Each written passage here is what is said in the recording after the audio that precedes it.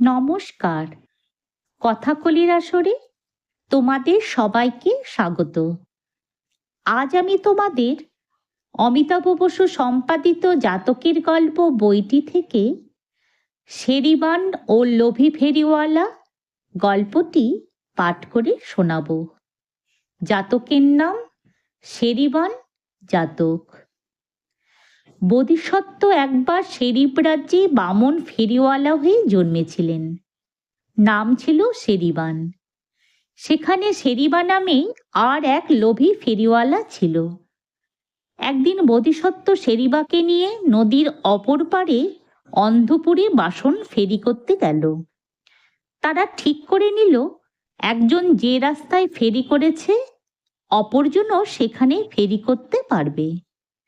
লোভী শেরিবা বাসন চাই হাঁকতে হাঁকতে গ্রামের ভেতরে ঢুকে এক বণিকের প্রাসাদের সামনে এসে দাঁড়ালো। এক সময়ে লোক লস্করে এই বাড়ি গম গম করত।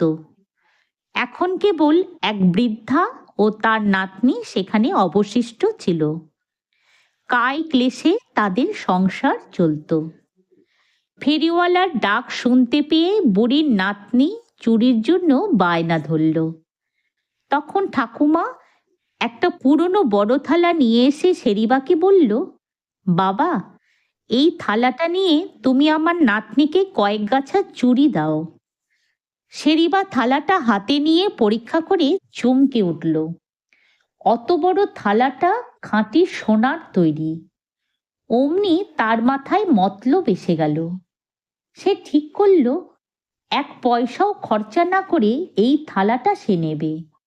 মুখে বিরক্ত হয়ে বলল, বুড়িমা, এ থালা অচল, এটা ফেলে দাও, কানা করেও দাম নেই, ওটা নিয়ে আমি চুরি দিতে পারবো না। এই বলে সে চলে গেল।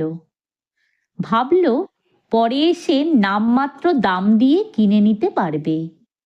এখন আগ্রহ দেখালে বুড়ির সন্দেহ হতে পারে। কিছুক্ষণ পরে বোধিসত্ত্ব সেই পথে ফেরি করতে এলেন।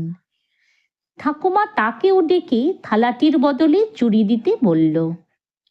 বোধিসত্ত্ব থালাটি পরীক্ষা করে দেখলেন সেটি সোনার।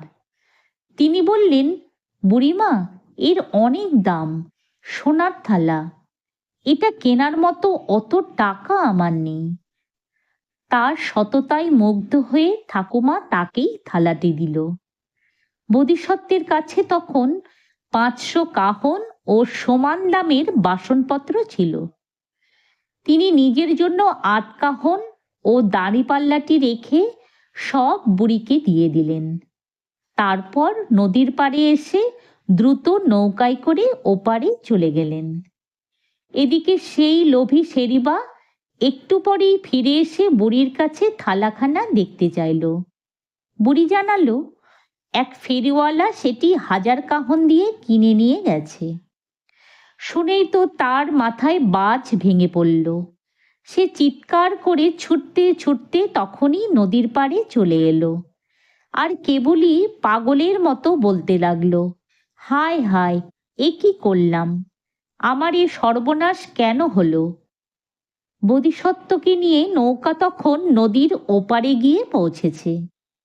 এপারে দাঁড়িয়ে শেরিবা এমন অস্থিরভাবে লাফঝাপ করতে লাগলো যে কিছুক্ষণের মধ্যে হৃৎপিণ্ড ফেটে সে মারা গেল। যদি তোমাদের আজকের এই গল্পটি ভালো লেগে থাকে তাহলে একটা লাইক ও আমার এই চ্যানেলটিকে সাবস্ক্রাইব করে দিও, যাতে তোমাদের জন্য আরও অনেক নতুন নতুন গল্প নিয়ে আসতে পারি। ধন্যবাদ।